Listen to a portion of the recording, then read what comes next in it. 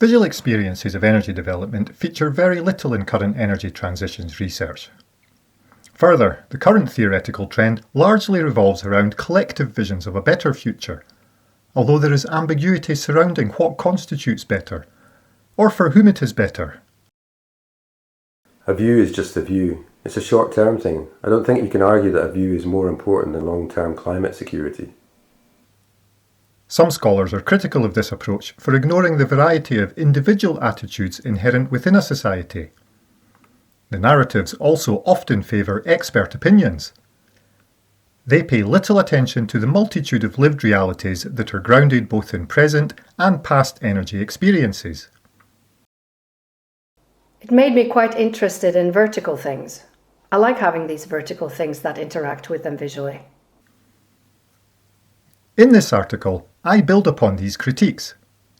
I also add an extra dimension by introducing the important but often overlooked visuality of energy transitions. The visual burden of energy infrastructure is often the hardest to mitigate. I think it's very important that they're not everywhere, so I could always choose to turn my back on them and look in a different direction if I wanted to.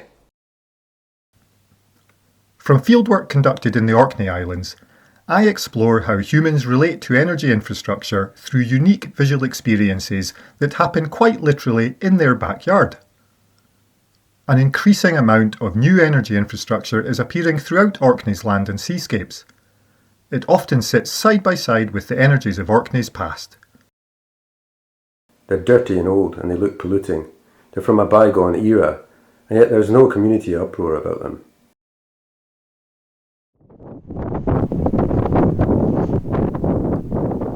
The article is grounded in empirical data gathered over the course of a year in the Orkney Islands. This comprises visual data in the way of photographs taken by me and by a group of participants, along with discussions that use the photoelicitation technique. Our photographs from throughout the year acting as triggers for the dialogue. That's where we swim. It's nice to do backstroke and synchronize arm rotation with the turbine blades.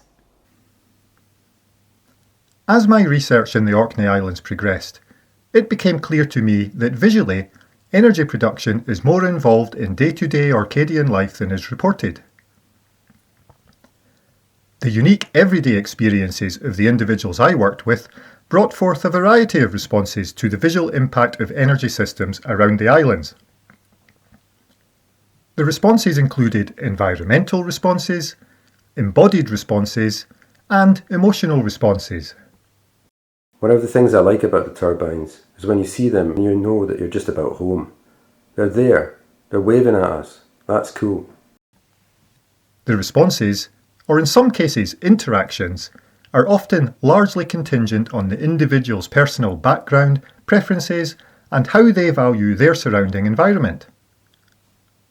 How one individual interacts with one energy system can be very different from how their neighbour does.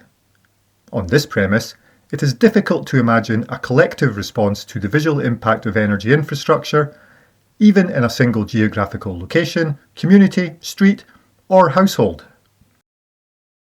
From my perspective, that's just a house with turbines. I just don't like seeing windmills all over the place, in every landscape. You try to take a photo and there's a windmill or a broken down windmill lying in a field.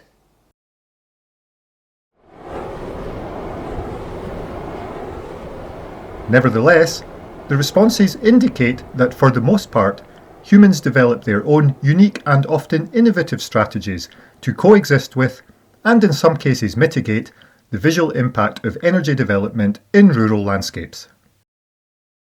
If it's a clear night, I go out for a walk and look at the stars. I can't go that way anymore. It's industrialised the rural landscape. I still haven't got over it. The broader question is, should they have to?